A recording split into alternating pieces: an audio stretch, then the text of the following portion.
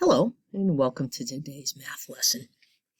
We're going to be talking about frequency tables, how to read them, and how to find the median and mean from them. So you have two examples here. Let's just look at the first example. You are asked to find the median and the mean for each data set. Now, let's take a look at how we're given this. We're told the games per World Series. So in the World Series, they can play up to 7 games. The first team to win 4 wins. So there's always at least 4 games. But it's interesting that the number 5 never shows up in this table. But so they must have looked over a certain time period. So how many times did the series take? Just 4 games. Well, it took 4 games 6 times. So if you're looking for the mean or the median number of games, what you need to realize is that means if you had this is listed as a whole data set, a frequency table is kind of a way to condense a data set. If you had this listed as a whole data set, what this would mean was the number 4 games. This is just the number of games that you had a list of how many games each World Series took to complete. You would have the number 4 on that list 6 times. 1, 2, 3, 4, 5, 6. The number 6 would appear 3 times. So these are all separate numbers. I won't put the commas in just for clarity. They're all single-digit numbers, though.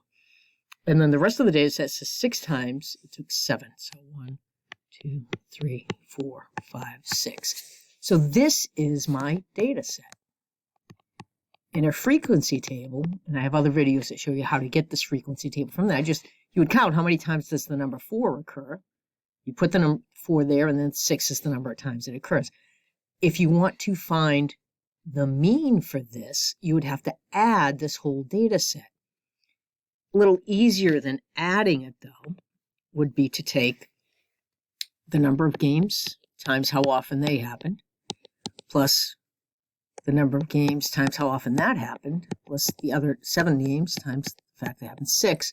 You might do this with multiplication. Either way, you can either write out the whole data set or with multiplication. Writing out the whole data set will help us find the median, so some of you may like to do that better, but the actual calculation might be easier this way. So this would be a 24, this would be an 18, and this would be a 42. When I add 42 and 18, I get 60. 60 and 24 is 84. But then I have to divide by the total number of games. The total number of games is 6 plus 3 is 9 plus 6 is 15 times.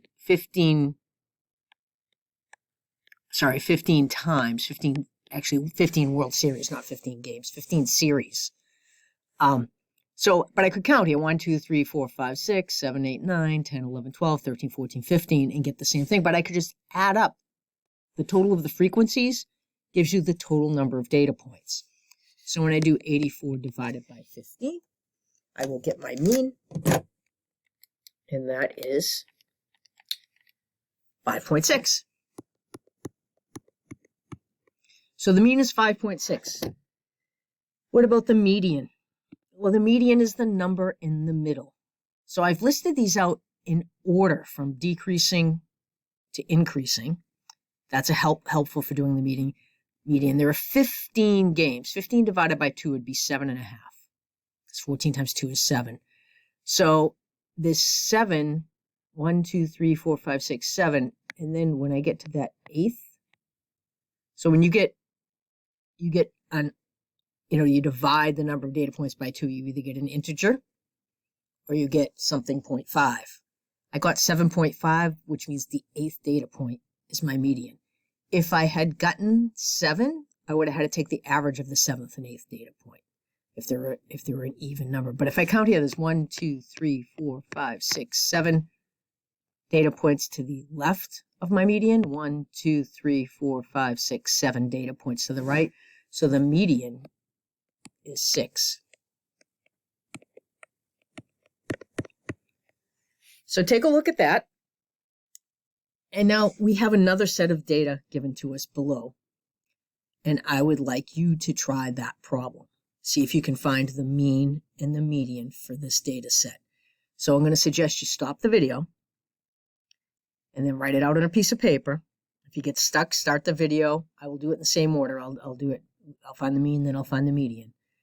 When you're done, start the video, and you can either watch the whole solution or you can just jump forward to the answer to see if you're right. And if you're not right, check the solution. But you should try this on your own. Okay, so stop the video and come back in a moment. Okay, so you're back.